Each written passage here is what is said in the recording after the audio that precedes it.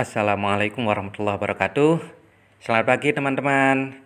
Kembali bertemu dengan saya Khotim Fadli. Kali ini kita akan membahas tentang sistem ekonomi. Oke, seperti biasa sebelum mulai mari kita berdoa dahulu. Oke, sudah siap? Teman-teman, setiap negara pasti mempunyai permasalahan pokok dalam perekonomian. Nah, dalam mengatasi permasalahan pokok perekonomian yang telah kita bahas di atas tadi, masyarakat memiliki cara pemecahan atau sistem yang berbeda. Kenapa? Hal ini dipengaruhi oleh pengetahuan yang dimiliki, kebiasaan, dan faktor politik yang berlaku pada masyarakat yang bersangkutan. Nah, sistem ekonomi yang dianut suatu negara akan menentukan mekanisme ekonomi. Dalam mengatasi permasalahan ekonomi apa saja yang sebelumnya pernah kita bahas, yaitu what, how, dan for whom. Nah, kemudian apa sih yang dimaksud dengan sistem ekonomi itu? Agar lebih paham, di sini sistem ekonomi adalah suatu cara untuk mengatur segala aktivitas perekonomian dalam masyarakat, baik yang dilakukan pemerintah atau swasta berdasarkan prinsip tertentu dalam rangka mencapai kesejahteraan. Nah, ini yang dimaksud dengan sistem ekonomi. Kemudian, apa sih tujuan yang diharapkan dari sistem ekonomi? Nah, di sini ada beberapa tujuan yang diharapkan dari adanya sistem ekonomi yang dianut. Yang pertama adalah kemakmuran dan kesejahteraan masyarakat. Kemudian yang kedua yaitu pertumbuhan ekonomi, kemudian kestabilan ekonomi dengan kesempatan kerja yang luas, kemudian adanya dorongan untuk bekerja atau ambil bagian dalam kegiatan ekonomi. Nah, kemudian adanya koordinasi efektif dan efisien terhadap produksi, konsumsi, dan investasi.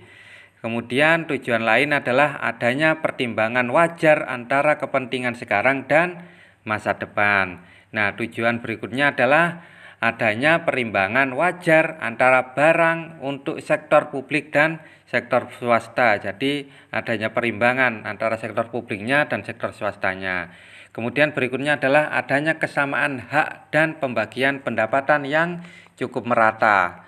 Kemudian tujuan yang diharapkan dari sistem ekonomi adalah adanya perimbangan wajar antara kekuasaan dan pengaruh antara atasan dan bawahan. Kemudian tujuan yang diharapkan yang lain adalah adanya hak asasi manusia, keadilan sosial, kebebasan, kesamaan, solidaritas. Nah, ini sebenarnya tujuan yang diharapkan dari sistem ekonomi banyak sekali yang sudah saya sebutkan tadi. Lantas, apa saja macam-macam sistem ekonomi? Nah, di sini ada sistem ekonomi tradisional, ada sistem ekonomi terpusat atau komando, kemudian ada sistem ekonomi pasar atau liberal, dan yang berikutnya adalah sistem ekonomi campuran. Nah, ini adalah macam-macam dari sistem ekonomi. Oke, kita ulas satu-satu. Yang pertama adalah sistem ekonomi tradisional. Nah, sistem ekonomi tradisional merupakan sistem ekonomi dasar yang kebanyakan bergerak di bidang pertanian dan yang berhubungan dengan alam. Cara produksinya hanya mengandalkan tenaga manusia dan bergantung pada alam. Setiap keluarga bertindak sebagai produsen ataupun konsumen sehingga setiap keluarga berusaha mencukupi kebutuhannya sendiri. Nah, di sini ada beberapa ciri sistem ekonomi tradisional agar kita lebih memahami. Yang pertama adalah teknik produksi dipelajari secara turun-temurun dan bersifat sederhana. Jadi cara produksinya itu sudah diajarkan secara turun-temurun atau secara sederhana, misalkan karena dari alam, kemudian cara menanamnya seperti apa, nah, itu diajarkan dari secara turun-temurun. Kemudian yang berikutnya adalah hanya sedikit menggunakan modal. Jadi sistem ekonomi tradisional tidak perlu menggunakan modal yang banyak karena usahanya adalah berdasarkan pemenuhan kebutuhannya sendiri. Kemudian yang berikutnya adalah pertukaran dilakukan dengan sistem barter. Nah, jadi saling bertukar barang. Pertukarannya kalau sekarang menggunakan uang sebagai alat tukarnya, kalau dulu menggunakan sistem barter. Artinya misalkan orang itu ingin padi, sementara saya punya ayam. Kemudian saya bertukar dengan dia agar saya mendapatkan padi. Saya menukarkan ayam saya untuk mendapatkan padi tersebut. Kemudian ciri berikutnya adalah belum mengenal pembagian kerja. Jadi semua kerja dikerjakan sendiri. Kemudian ciri yang berikutnya adalah masih terikat dengan tradisi. Kemudian ciri berikutnya adalah tanah merupakan tumpuan kegiatan produksi dan sumber kemakmuran. Nah, ini adalah beberapa ciri dari sistem ekonomi tradisional. Selanjutnya, macam-macam dari sistem ekonomi yang kedua adalah sistem ekonomi terpusat atau komando.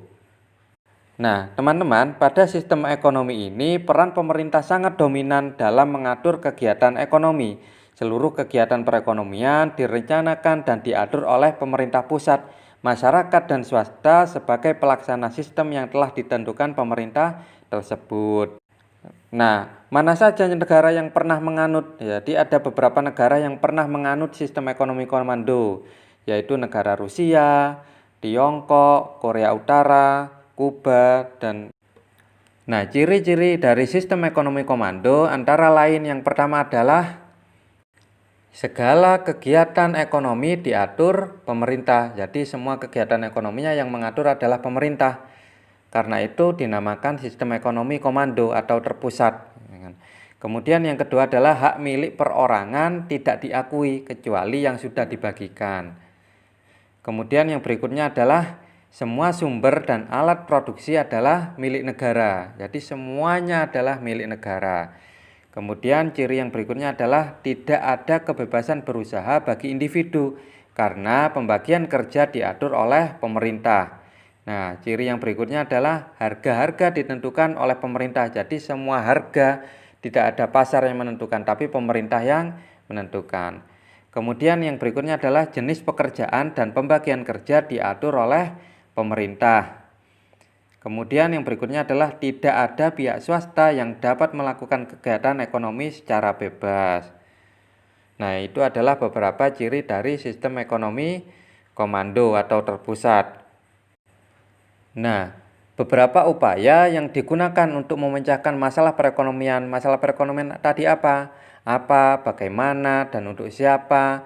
Dalam suatu negara yang menganut sistem ekonomi terpusat, yaitu langsung dilakukan oleh pemerintah atau pemimpin negara atau suatu komite perencanaan yang ditunjuk atau partainya karena hanya satu komando yaitu pemerintah. Jadi yang menyelesaikan masalah-masalah ini keputusannya tergantung dari pemerintah. Itulah sistem ekonomi komando atau terpusat.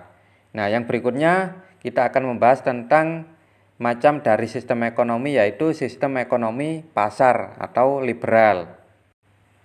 Nah, sistem ekonomi ini adalah sistem ekonomi ketika sektor perekonomian diserahkan sepenuhnya pada permintaan dan penawaran di masyarakat atau kita kenal dengan mekanisme pasar.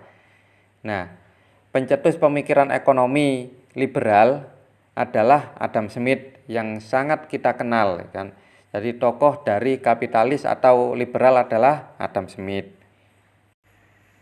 Nah, pada sistem ini beranggapan bahwa jika setiap pelaku ekonomi diberikan kebebasan untuk melakukan kegiatan ekonominya dalam rangka mencari keuntungan yang setinggi-tingginya, maka pada waktu yang bersamaan masyarakat juga akan memperoleh keuntungan.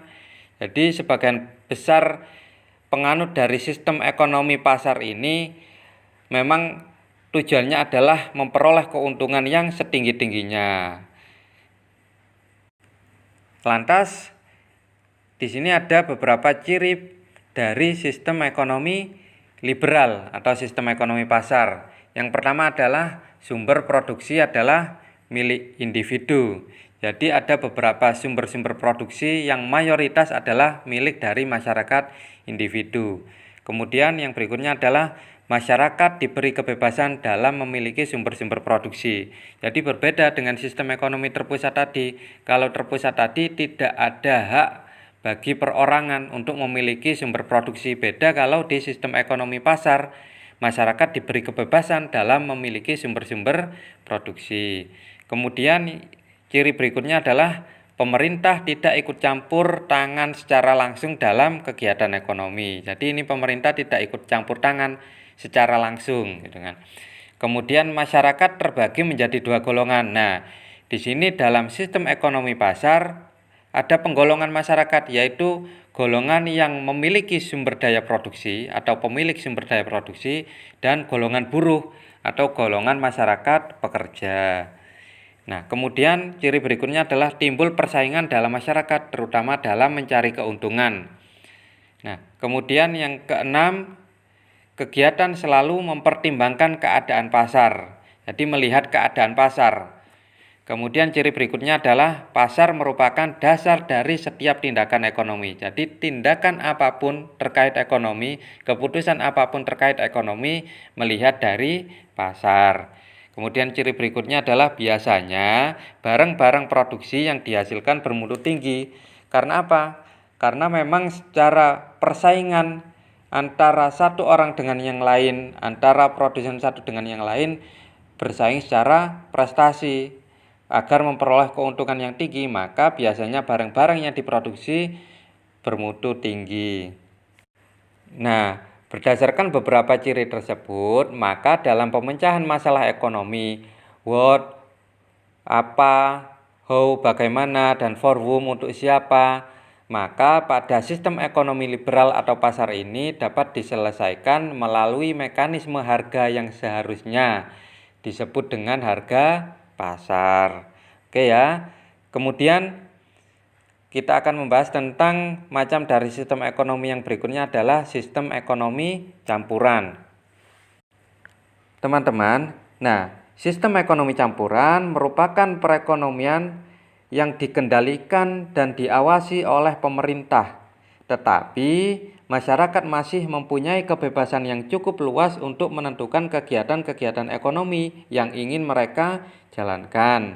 Nah, sistem ekonomi campuran pada umumnya diterapkan pada negara-negara berkembang. Misalkan ada negara berkembang mana? Misalkan Indonesia. Itu juga salah satu yang menggunakan sistem ekonomi campuran. Pada intinya, sistem perekonomian ini menempatkan pemerintah pada posisi sebagai pemain peran yang lebih menentukan di semua bidang perekonomian daripada masyarakat. Nah, adapun ciri-ciri dari sistem ekonomi campuran ini adalah adanya pembatasan pihak swasta oleh negara pada bidang-bidang yang menguasai hajat hidup orang banyak dikuasai oleh negara. Jadi untuk swasta itu dibatasi, diberi hak untuk memperoleh atau memiliki sumber produksi, tapi juga dibatasi sumber-sumber yang terkait dengan hasil-hasil terkait dengan hajat hidup orang banyak. Misalkan untuk air, misalkan itu dibatasi oleh pemerintah. Kemudian ciri yang berikutnya, mekanisme kegiatan ekonomi yang terjadi di pasar adalah campur tangan pemerintah dengan berbagai kebijakan ekonomi.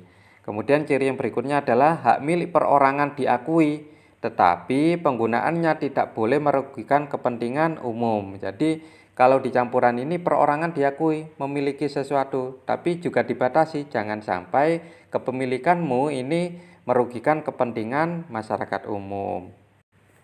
Nah, kemudian kalau kita di Indonesia, sistem ekonomi apa yang kita anut di Indonesia? Nah, di sini ada sistem perekonomian Indonesia berdasarkan Pancasila dan Undang-Undang Dasar 1945 yang lebih kita kenal atau lebih masyarakat kenal dengan sistem ekonomi demokrasi, yaitu kegiatan ekonomi yang dilakukan berdasarkan usaha bersama berasaskan kekeluargaan dan kegotong royongan dari, oleh, dan untuk rakyat di bawah pimpinan serta pengawasan pemerintah. Nah, kalau sistem perekonomian Indonesia ini memang sudah diatur dalam Undang-Undang Dasar 1945 pada pasal 33. Nah, lantas ciri-cirinya apa agar kita tahu sistem perekonomian Indonesia? Di sini ciri yang pertama adalah produksi diusahakan sebagai usaha bersama untuk mewujudkan keadilan dan kemakmuran. Nah, ini ciri yang pertama dari perekonomian kita, perekonomian Indonesia, bahwa produksi memang diusahakan sebagai usaha bersama, tidak usaha perorangan, kan? agar mewujudkan keadilan dan kemakmuran. Kemudian ciri yang berikutnya adalah setiap masyarakat bebas berusaha tetapi dalam batas dan memenuhi syarat yang berlaku di Indonesia. Jadi diberi kebebasan tapi juga diberi batasan-batasan dan juga syarat yang telah ditetapkan oleh pemerintah.